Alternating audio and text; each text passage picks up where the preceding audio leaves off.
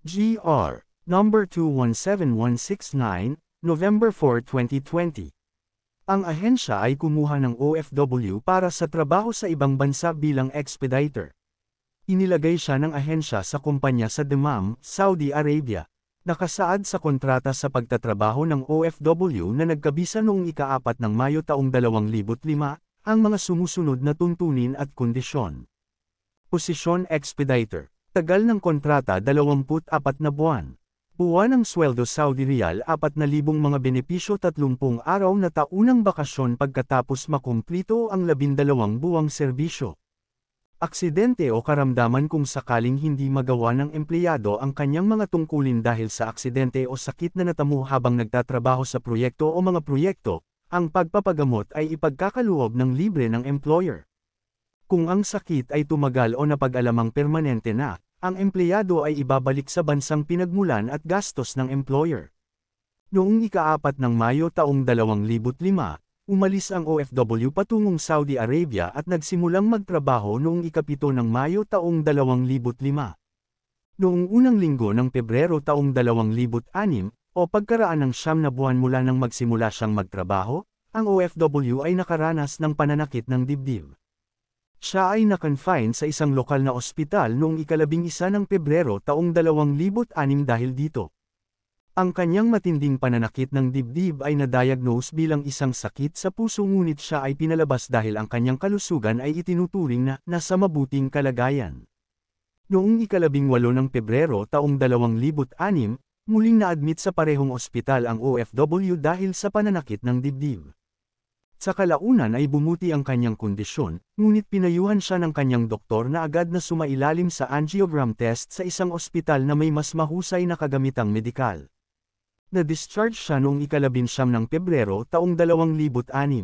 Ayon sa Manpower Agency, pinili ng OFW na umuwi sa Pilipinas dahil pakiramdam niya ay mas magagamot siya sa kanyang sariling bansa para sa kanyang congenital heart ailment kasama ang kanyang pamilya sa paligid. Sinabi rin nila na binigyan nila ng entry-reentry visa ang OFW para makabalik siya sa kanila para magtrabaho pagkatapos ng kanyang paggaling. Gayunpaman, salungat sa nabanggit, iginiit ng OFW na labag sa kanyang kalooban, kinabukasan, o noong ika-20 ng Pebrero taong 2006, siya ay agad na pinauwi dahil sa kanyang malubhang kondisyong medikal. Noong ika-22 ng Pebrero taong 2006, pinauwi ang OFW. Noong unang linggo ng Hunyo taong 2006, nag-ulat ang OFW sa Manpower Agency at humingi ng reimbursement para sa kanyang mga gastusin sa pagpapagamot at para sa karagdagang gastusin para sa operasyon at pagpapagamot ng kanyang karamdaman sa kabuuang halaga na 500,000 at nagsumite ng listahan mula sa ospital para sa mga materyales sa operasyon sa halagang 366,099.90, hindi kasama ang mga bayad sa mga doktor at mga singil sa pagpapaospital. Gayunpaman, ang Manpower Agency ay hindi pumayag sa kanyang mga kahilingan dahil alinsunod sa kontrata sa pagtatrabaho, ang libreng pagpapagamot ay maaari lamang mapakinabangan ng OFW sa panahon ng kanyang trabaho. Bukod dito, sabi ng agency, ang sakit sa puso ng OFW ay hindi maaaring may kaugnayan sa trabaho o nakuha sa panahon ng kanyang panandaliang trabaho sa loob ng 9 na buwan, kaya hindi siya karapat-dapat sa libreng pagpapagamot, gaya ng nakasaad sa kanyang kontrata sa pagtatrabaho. Naagrabyado sa pinaniniwalaan niyang pagtanggal sa kanyang trabaho ng walang anumang legal na katwiran, ang OFW ay nagsampa ng kaso para sa illegal dismissal, refund ng hospitalization at medical expenses. Pinaniniwalaan ng korte na ang dismissal dahil sa sakit ay maituturing na balido kung ang dalawang ito ay mapatunayan. A. Ang empleyado ay dumaranas ng isang sakit na hindi mapapagaling sa loob ng 6 na buwan at ang kanyang patuloy na pagtatrabaho ay ipinagbabawal ng batas o nakapipinsala sa kanyang kalusugan o sa kalusugan ng kanyang mga katrabaho, at B. Ang isang sertipikasyon sa epektong iyon ay dapat ibigay ng isang competent public authority. Sa kasong ito, ang Manpower Agency at Overseas Company ay hindi sumunod sa mga nabanggit na kinakailangan upang bigyang katwiran ang pagwawakas ng kontrata ng OFW dahil sa isang sakit. Pansin namin na pinauwi nito ang OFW sa Pilipinas nang walang anumang pagpapakita na mayroon siyang matagal at permanenteng sakit.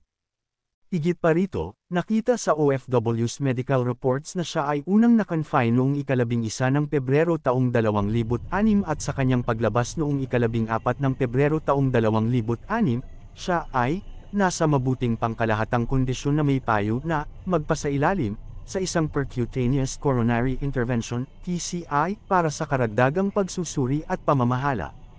Sa katulad na paraan, sa kanyang ikalawang pagka-ospital noong ika-18 ng Pebrero taong 2006 dahil sa kaliwang bahagi ng pananakit sa kanyang kaliwang balikat at bisig, ang kanyang ika-20 ng Pebrero taong 2006 medical report ay nagpahiwatig na ang pasyente ay na-admit sa ospital sa ilalim ng obserbasyon na may follow-up na ECG at cardiac enzymes.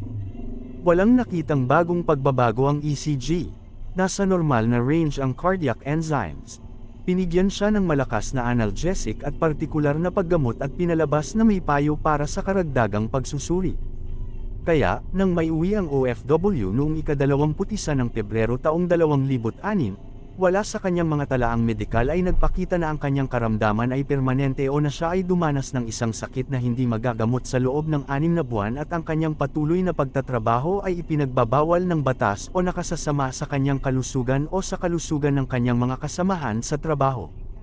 Ito ay napatunayan sa pamamagitan ng kawalan ng kinakailangang sertipikasyon mula sa isang karampatang pampublikong awtoridad na nagpapatunay sa ganoong kondisyon ng kalusugan sa kanyang bahagi.